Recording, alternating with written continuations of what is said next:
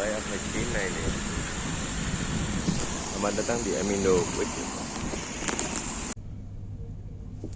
Di minggu ini nggak banyak hal yang baru sih.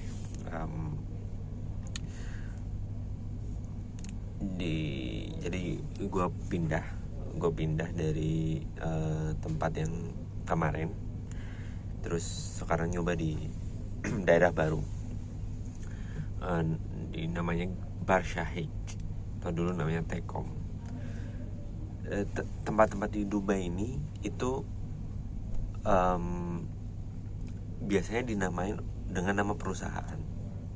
Jadi kayak kalau sebenarnya sama ya kayak di Indonesia ya. Di Indonesia ada misalnya kayak apa ya,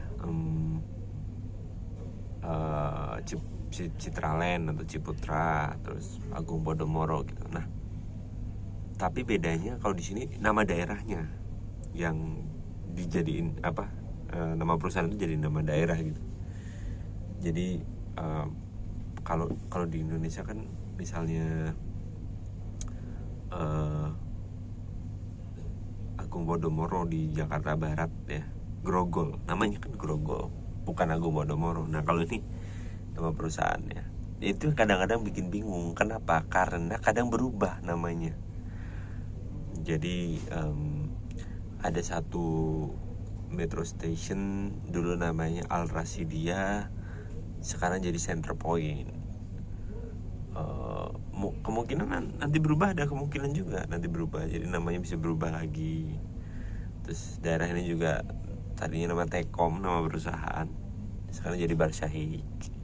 Nah, Barshahik udah bukan nama perusahaan sih, mungkin nama daerahnya. Tapi orang-orang masih kebanyakan Tekom. Banyak yang kayak tinggal di mana, di Barshahik, masih bingung. Tapi kayak di Tekom, oh Tekom, oke. Kita mulai aja. Jadi di hari Senin berangkat kerja kayak biasa. Udaranya sendiri di bulan-bulan ini udah mulai enak, udah mulai turun, nggak sepanas biasanya, nggak sepanas bulan kemarin. Jadi jalan enak, nggak terlalu banyak berkeringat. Di sini biasanya settingan gue adalah kalau berangkat pakai kaos, sampai kantor ganti kemeja atau kaos lagi yang lain, karena biasanya banyak keringat tuh, jadi nggak enak lah kalau sampai keringan bau dan ya nggak proper aja. Jadi gue bawa baju ganti biasanya. Itu satu. Malamnya gue ada jalan-jalan lah biasa. Jadi memang kalau di sini jamnya anak-anak gue tuh kayak kebalik gitu sih. Bukan kebalik ya, kayak mundur. Jadi di malam malah mereka beraktivitas. Mungkin nanti tidurnya jam 9, jam 10, jam 11 bahkan. Dan itu sesuatu yang lagi gue dan istri coba perbaikin. Jadi malam biasanya kita keluar karena bisa lapar, atau mereka harus menghabiskan energi mereka biar bisa tidur cepat, nggak rewel. Jadi itu. Terus ya ngeliat-liat ke Barshahik gitu. Barshahik ini menarik, jadi bentuknya kayak kotak gitu. Gedung, ada masjid di tengah, ada metro station, ada bis station, supermarket ada di situ. Nggak enaknya mungkin di satu sisi banyak kendaraan, jadi kayak hampir nonstop pasti ada kendaraan. Kadang macet juga, tapi jarang sih, tapi beberapa kali pernah. Terus gue nggak tahu kenapa di taman itu padahal ada larangan untuk membawa hewan peliharaan, terutama anjing, tapi banyak yang bawa. Kalau pemiliknya bertanggung jawab sih nggak masalah. Misalnya anjing kan suka ya kencing sembarangan atau pup sembarangan, terus pemiliknya harus ya bersihin gitu, nggak masalah. Tapi banyak juga yang pemiliknya kurang ajar. Jadi ya banyak, ada beberapa lah kali pernah kayak pup sembarangan gitu. Terus keinjak orang, keinjak orang lewat gitu-gitulah, kurang asik lah. Itu sih paling hari Senin. Di hari Selasa itu gue kerja kayak biasa, terus pulangnya agak cepat. Nah di dekat tempat kita tinggal itu ada kayak taman bermain gitu. Kita belum pernah nyobain ke sana, jadi di hari ini gue ngajak anak-anak ke sana main. Tentunya malam karena gue pulang kerja dulu baru bisa ngajak mereka. Habis isya gitulah, isya di sini jam 7-an. Terus ke sana main-main dan rame banget, banyak orang. Terus anak gue tipe yang malu-malu ya, jadi kalau banyak orang gitu mereka kayak terutama yang paling kecil itu masih malu. Kalau yang gede sih dia kayak mau berbaur gitu, tapi mungkin nggak tahu ya, mungkin kendala bahasa juga, belum terlalu bisa bahasa Inggris dan bahasa Arab, jadi kadang masih sungkan. Nungguin kalau anak-anak udah pada sepi baru dia mainan gitu. Terus kita coba makan di Bar Syahi kan ada banyak restoran yang buka 24 jam dan harganya termasuk terjangkau. Hari Selasa ini kita coba makan daging unta menarik. Di satu restoran namanya Cascade. Daging untanya sendiri enak, recommended. Rasanya mungkin hampir tekstur sama kayak sapi lah, tapi lebih agak keras sedikit. Terus di sini tuh ada satu menu minuman yang kayak comfort food lah, jadi kayak pesan tuh hampir selalu enak. Namanya Karakti. Ya itu teh-tehan di sini enak. Kopinya mungkin kurang ya, atau seleranya berbeda, kurang lah. Tapi teh-tehannya enak so far. Itu kita makan itu. Nah, di hari Kamis itu gua dan keluarga mengecek ke apartemen yang mau kita tinggalin.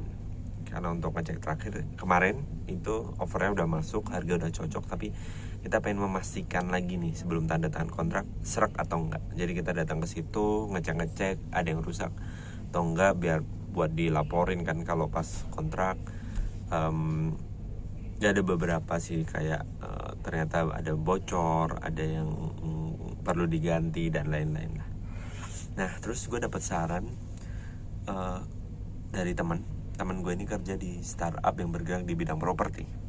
Jadi pastikan di dalam kontrak lo ada klausal seperti ini. Kalau ada penggantian apapun di unit itu di atas 500 dirham, itu harus ownernya yang ngebayar, karena biasanya major fix. Tapi kalau di bawah itu, yaitu berarti di gua tanggung jawabnya. Itu gua coba nego ke owner gua, owner apartemen gua. Nah terus pulangnya itu gua nganterin istri ke itu daerah Al-Quoz untuk medical check up. Jadi dia perlu medical check up untuk Emirates ID dia. Seperti yang gue bilang ya, jadi kadang-kadang assign-nya nih random nih. Jadi lu dapet di mana itu bisa random. Dan kebetulan yang kemarin ini bisa milih sebenarnya, tapi jauh-jauh. Jadi kita milih yang paling dekat. Itu ada di Al-Quoz. Kita ke situ tes terus pulang. Itu pabrik ya kayaknya. Iya. 84 tuh. Apa? 84 apa? Nomor bisnya. Turun nak, tuh kita nunggunya di dalam situ soalnya. Turun nak.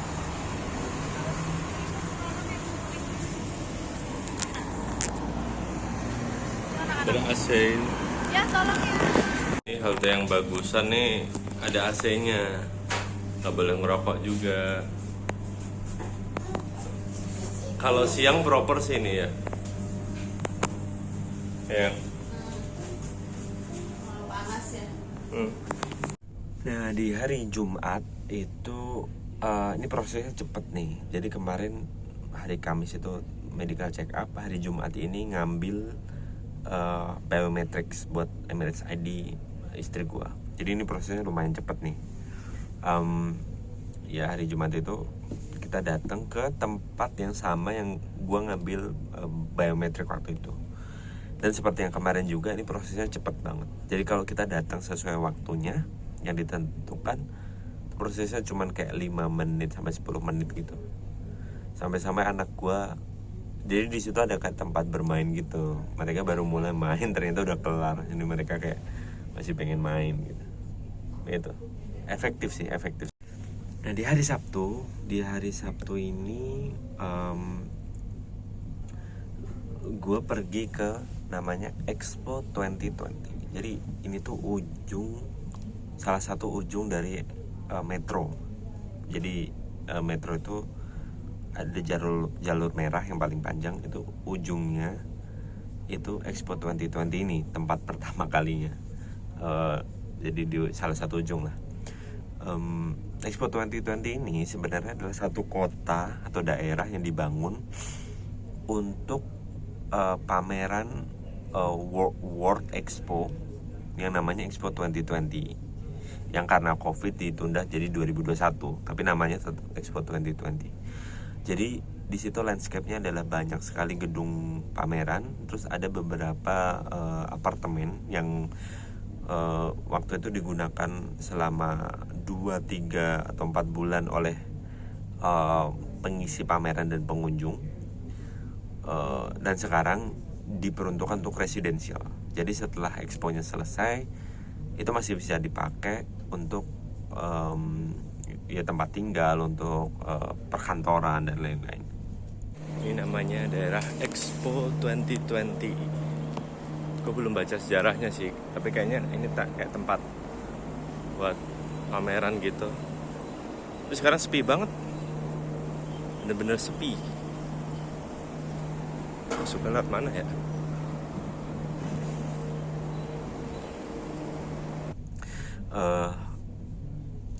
Di sini sebenarnya kayak metro stationnya gede, metro station gede dan banyak kayak tempat-tempat parkir gitu, karena tadi ya buat pameran. Jadi kayak di satu gedung misalnya, terus di sebelahnya itu ada tempat parkir luas.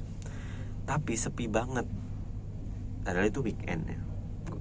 Nah, kenapa gue ke situ? Karena kantor dari properti manajemen gue itu ada di situ. Jadi gue mau tanda tangan kontrak di situ. Nah, jadi tanda tangan kontrak ini kalau di Dubai itu ada beberapa metode, tapi yang paling lumrah itu adalah kayak yang gue lakukan. Jadi pembayarannya misal 1 tahun itu bisa kita pecah jadi beberapa. Misalnya dipecah 4 kali, berarti tiap 3 bulan bayar, 3 bulan bayar gitu kan. Nah tapi kita bayar semuanya di depan menggunakan cek. Jadi di sini penggunaan cek itu masif. Jadi kita nulis dulu tuh 4 cek ya. Jadi cek bulan pertama angkanya sekian, jadi angka jumlah kontrakan dibagi 4 ditambah deposit. Jadi biasanya di sini ada depositnya gitu, berapa persen dari total biaya kontrakan. Jadi gitu kita pembayaran pertama, pembayaran kedua ditulis di cek berbeda, ketiga, keempat gitu. Termasuk tanggal-tanggalnya untuk berapa kapan dia bisa dicairin. Terus kita juga kalau pakai agent, kita juga nulis fee agent itu berapa, dan pajak ya. Di sini ada pajak itu value added tax 5% dari fee agent. Jadi itu juga via cek. Nah, terus ada satu lagi komponen namanya e-jari. Jadi ini kayak surat tanda kontrakan lah, tapi ini kita bayar ke pemerintah. Nah itu cash, jadi kita ngasih cash ke agentnya. Itu jadi dipersiapkan itu, terus kita tanda tangan kontrak, klausalnya apa. Nanti kontraknya ada dikasih ke kita satu, dikasih ke pemilik rumah satu. Udah kita dapat itu. Ada cara lain ini yang gue pernah dengar juga, yaitu pembayaran tiap bulan. Jadi tiap bulan dia transfer gitu, jadi nggak pakai cek, tapi tiap bulan transfer kayak biasa di Indonesia. Tapi ini jarang sih, jarang yang mau seperti ini.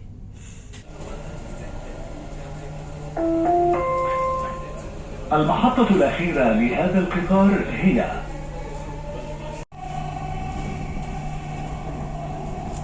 one.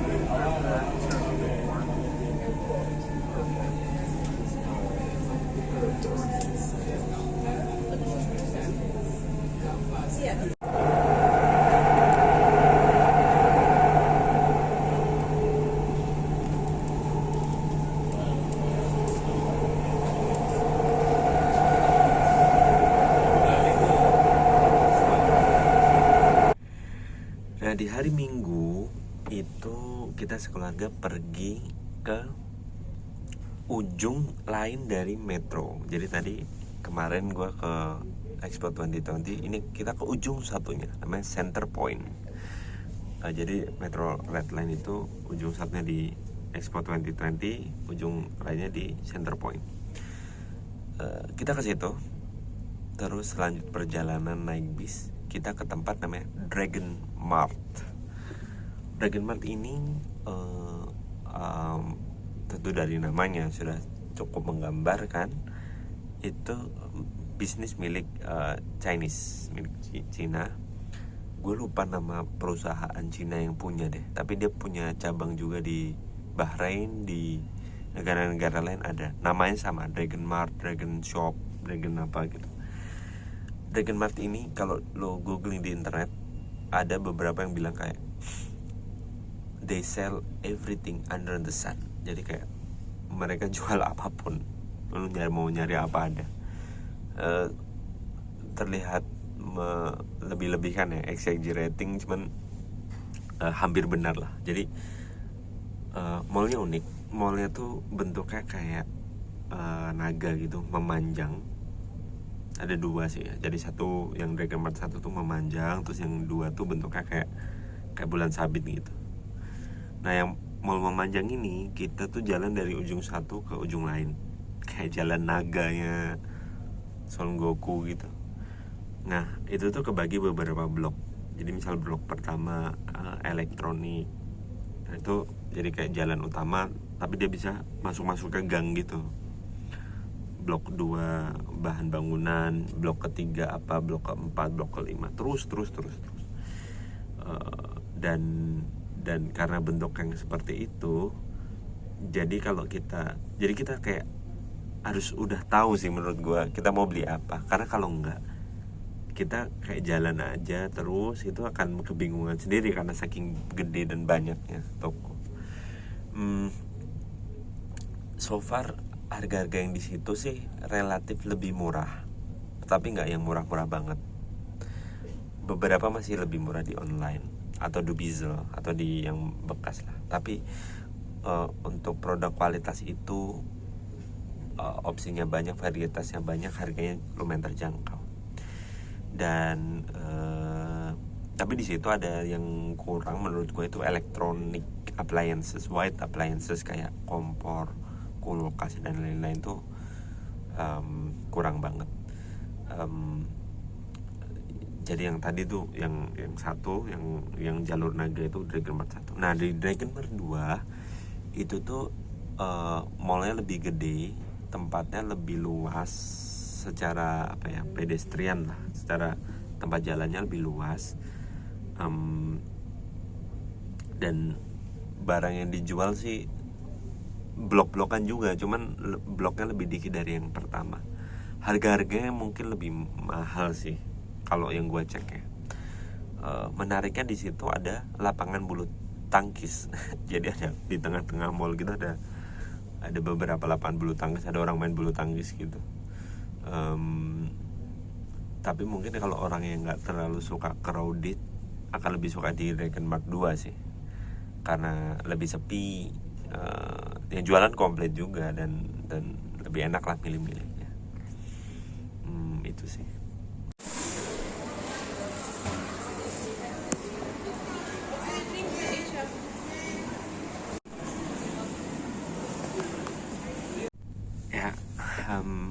alhamdulillah udah sebulan ya di sini. Teman-teman gue banyak dan keluarga juga banyak yang nanya gimana di sana so far. Mungkin akan gue bagi dua sih, kehidupan kayak sehari-hari dan pekerjaan. Kalau di kehidupan sehari-hari sih so far masih menyenangkan ya.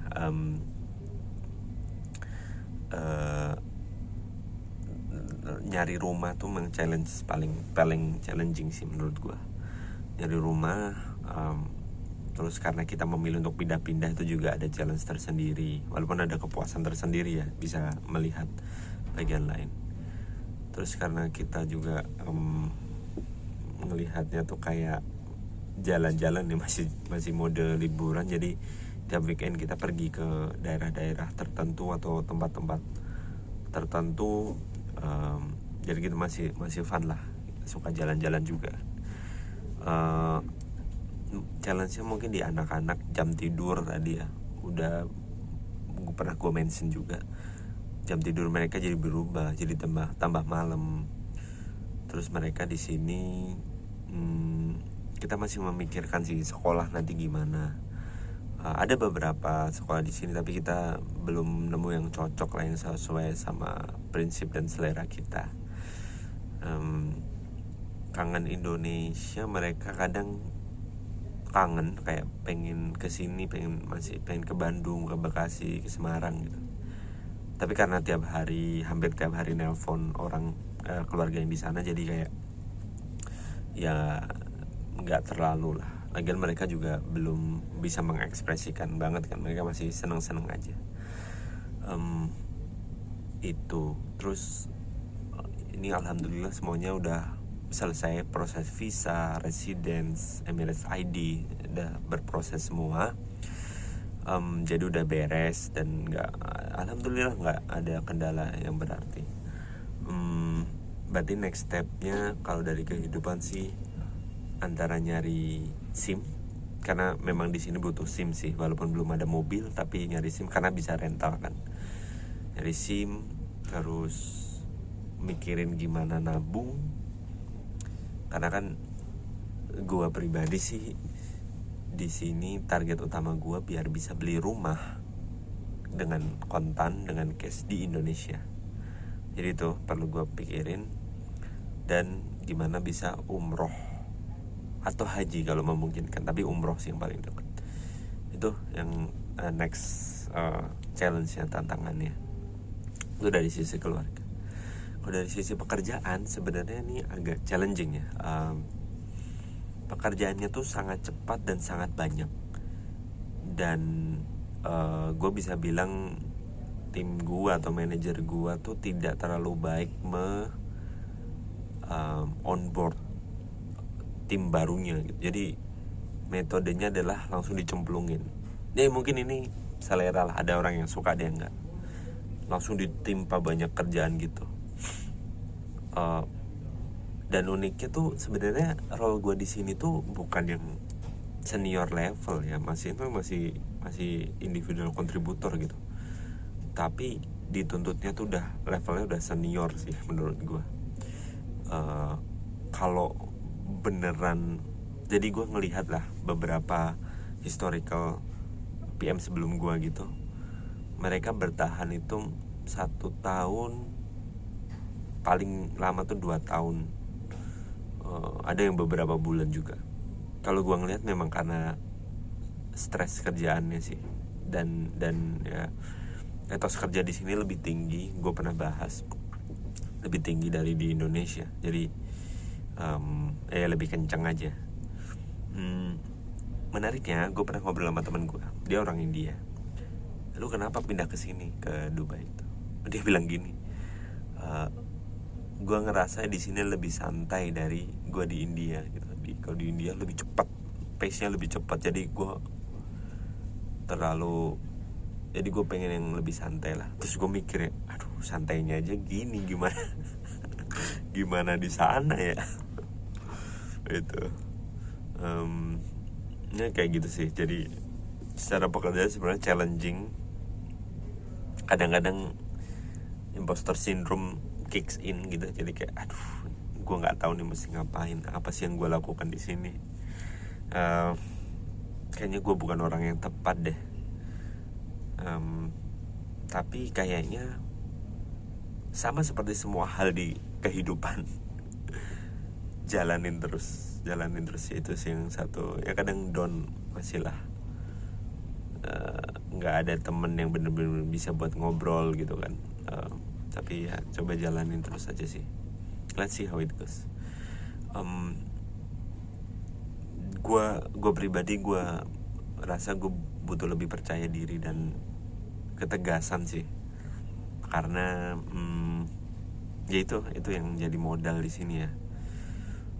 Maksudnya pede sama apa yang gue punya, pengetahuan gue, pengalaman gue gitu. Kadang-kadang ngejauh kalau buat gue pribadi ya. Kadang rasa minder tuh gede banget gitu. Mungkin karena cultural things ya. Rasa minder, rasa nggak enakan, pekiwo, apa ya, sungkan bahasa ini itu masih ada lah. Jadi gue perlu nggak buang jauh-jauh, tapi kayak disingkirin dulu, dimasukin dulu ke lemari gitu. Gue harus lebih percaya diri sih. Di sini gue jadi, tapi enggak sih, waktu di Gojek juga gue sering, awal-awal gue masih sering lembur karena belum tahu pace kerjanya harus seperti apa. Di sini gue sering kayak begadang, lembur karena berusaha nge-absorb dan keep up with the pace of the team and the company in the first place. So ya itu